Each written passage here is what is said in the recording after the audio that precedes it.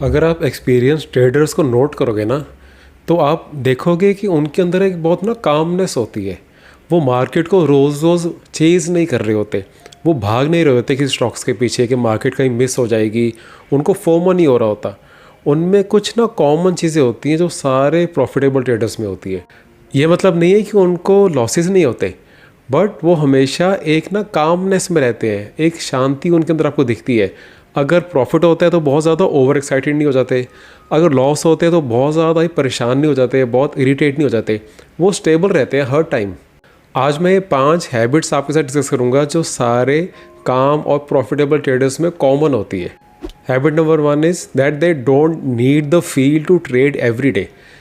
सारे वो जो ट्रेडर्स जो कि काफ़ी टाइम से ट्रेड कर रहे हैं, उनको ये नहीं होता कि यार मैंने रोज़ रोज़ ट्रेड करना ही है, अगर एक दो दिन ट्रेड नहीं करूँगा तो पता नहीं कुछ मिस हो जाएगा। जो नए ट्रेडर्स होते हैं आप देखोगे उनमें हमेशा ये चीज़ होती है कि रोज़ ट्रेड करना है, कुछ मिस ना हो जाए, कोई आज ऐसा स्टॉक ना भाग जाए जो मेरे से मिस हो जाए बस।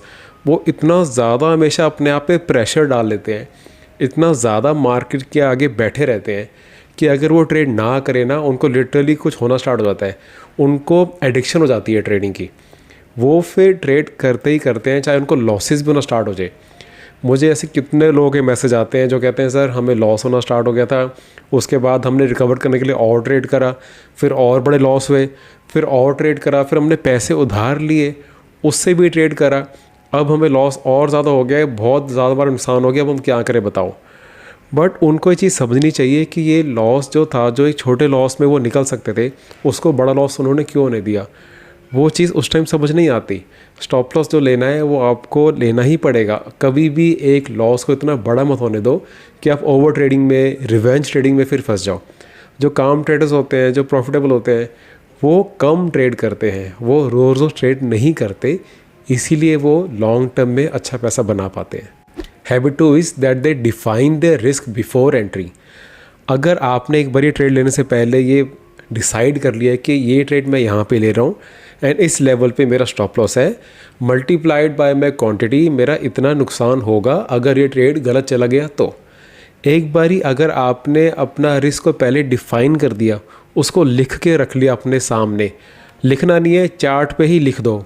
ट्रेडिंग व्यू देखते हो, जो भी देखते हो, वहीं पर ही मेंशन कर दो कि मेरा मैक्सिमम लॉस इस ट्रेड में इतना होगा।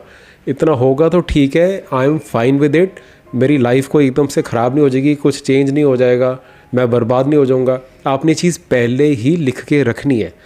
एक बार ही वो लिख के रखते हैं, उसके बाद उनकी सारी एंजाइटी, सारी टेंशन ख़त्म हो जाती है। उनको पहले से ही प्लान पता है कि वर्स्ट के सिनेरियो में अगर स्टॉप लॉस हिट हो भी गया तो कितना लॉस है, उसके बाद वो ट्रेड को एंटर करते हैं। तो आपकी एक एक ट्रेड से जो एंजाइटी, जो लिंक है, एक एक ट्रेड से जो आप इतने टेंशन में ले लेते हो, वो नहीं होगा।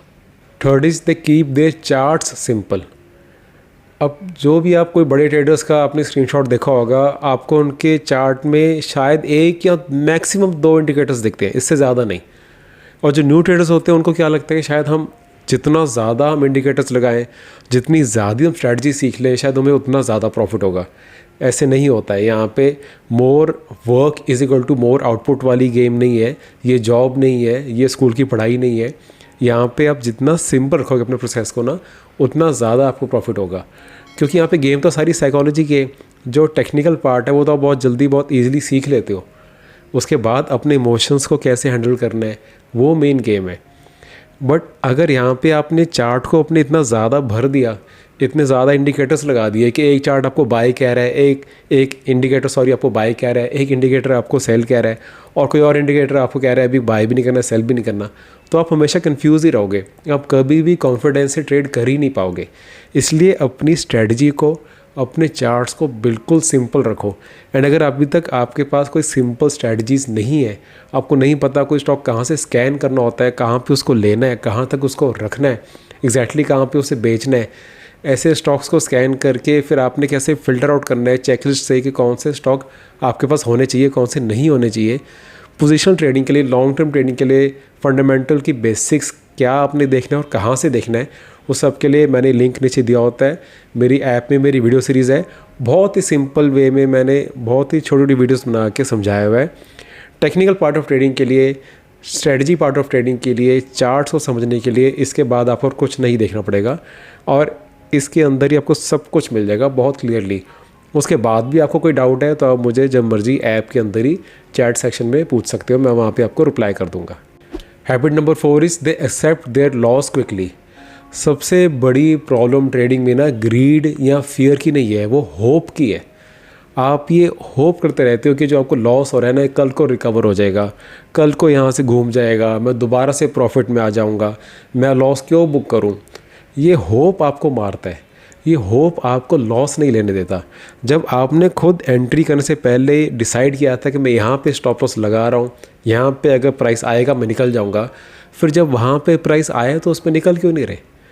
वहाँ पे प्राइस आने के बाद भी अब आप क्यों नहीं बुक कर पाते अपने लॉस को। वो होप ही है, वो उम्मीद है जो आपको वहाँ पे अटका देती है, वहाँ पे आपको फंसा देती है। वो होप, वो नॉइज़ है आपके माइंड में जो बार बार कहती है कि यार रुक जा, कोई बात नहीं, ठीक हो जाएगा, ठीक हो जाएगा, कल को कुछ रिवर्सल आ जाएगा, कोई गुड न्यूज़ आ जाएगी मार्केट में, आप लॉस क्यों बुक करना यार, प्रॉफिट आ जाएगा।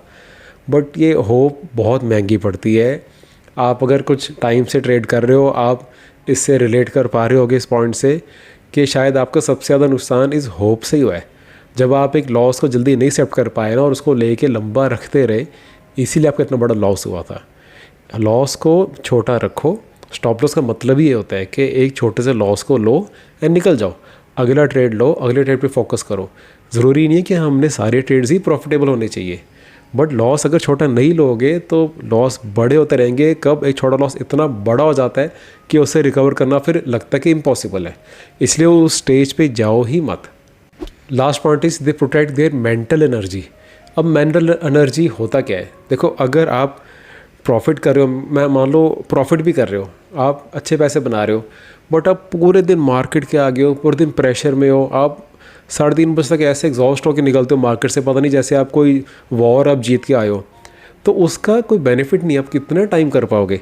आप देखो ना, मार्केट में कुछ 5-6 दिनों के लिए, 5-6 महीनों के लिए नहीं आए, आपने लाइफ टाइम के लिए अगर ये करना है तो जिस स्टाइल ऑफ ट्रेडिंग से इस टाइम आप ट्रेड कर रहे हो, जो आपकी स्टाइल है, जो आप टाइम फ्रेम देखते हो, जो आप इस टाइम पे ट्रेड करते हो, अगर आप फ्यूचर ऑप्शंस करते हो, आप फॉरेक्स करते हो, क्रिप्टो कर रहे हो, क्या इसको आप लाइफ लॉन्ग कर पाओगे? क्या आज से 5 साल बाद, 10 साल बाद भी आप इसको ट्रेड कर पाओगे? जिस वे से आप इतने ज़्यादा इमोशनल एग्जॉस्ट हो जाते हो, क्या ये लॉन्ग टर्म के लिए पॉसिबल भी है? जो काम ट्रेडर्स होते हैं, प्रॉफिटेबल होते हैं ना, उनको पता है कि उनको क्या करना है, वो रिलैक्स रहते हैं, वो लाइफ में बाकी चीज़ों के बारे में सोचते हैं। सिर्फ ट्रेडिंग उनके माइंड में नहीं चल रहा होता। मैं खुद एज ए ट्रेडर, मैं एज ए टीचर आपको समझा रहा हूँ, मेरी बुक्स भी सारी ट्रेडिंग पे है, मेरा लाइफ मेरी ट्रेडिंग है, बट हर टाइम दिन रात माइंड में मार्केट नहीं चलनी चाहिए। ये गलती मैंने स्टार्टिंग में करी है। जब आपके माइंड में दिन रात मार्केट ही चलती रहती है ना, आप और किसी चीज़ पे फोकस नहीं कर पाते। अगर आप ऐसे करके पैसे बना भी लोगे ना तो उसका कुछ बेनिफिट नहीं है लॉन्ग टर्म में। आपकी एक कंप्लीट लाइफ होनी चाहिए, उसमें ट्रेडिंग एक अच्छा पार्ट होना चाहिए। ट्रेडिंग ही आपकी पूरी लाइफ नहीं होनी चाहिए। इस पॉइंट को आप डीपली समझो, बैठ के देखो कि आप बाकी की चीज़ों को क्या इग्नोर तो नहीं कर रहे, क्या आप अपनी हेल्थ को तो नहीं इग्नोर कर रहे, क्या आप अपनी स्पिरिचुअलिटी को, अपनी मेडिटेशन को इग्नोर तो नहीं कर रहे, एंड सारा टाइम सिर्फ मार्केट के चार्ट्स के पीछे तो नहीं भागते रह रहे। ये चीज़ को अगर आप अभी समझोगे तो अच्छी बात है, नहीं तो कुछ सालों बाद जाके आपको एक पॉइंट समझ आएगा। मुझे नीचे कमेंट में करके बता देना उस टाइम पे, जब भी आपको रिलेट हो जाए कि ऐसी ये पॉइंट जो मैंने बताया था एक्चुअल में आप इस चीज़ को फील कर पा रहे हो। तो इन द एंड मैं यही कहना चाहूँगा, जो प्रॉफिटेबल ट्रेडर्स हैं, जो काम ट्रेडर्स हैं, उनके पास कोई बहुत एक्स्ट्राऑर्डिनरी स्ट्रैटेजीज नहीं होती, वो कोई हमसे अलग नहीं होते। उनको बस पता है कि कैसे उन्होंने हर मार्केट इन्वायरमेंट में स्टेबल रहना है। उन्होंने हर चीज़ के पीछे, हर स्टॉक के पीछे नहीं भागना। अगर कोई स्टॉक मिस भी हो जाता है तो उनको टेंशन नहीं होती है, वो अपने प्रोसेस को day in and day out follow करते रहते हैं। एंड ट्रेडिंग का एक्चुअल प्रोसेस बहुत बोरिंग है। अगर आपको कोई भी बोले ना कि ट्रेडिंग करके बड़ा मज़ा आ रहा है, बहुत एक्साइटमेंट मिल रही है, तो समझ जाना उसको बस एक्साइटमेंट नहीं मिल रही है, प्रॉफिट नहीं आ रहा। तो I hope this video was helpful and I will see you in the next video. Thank you.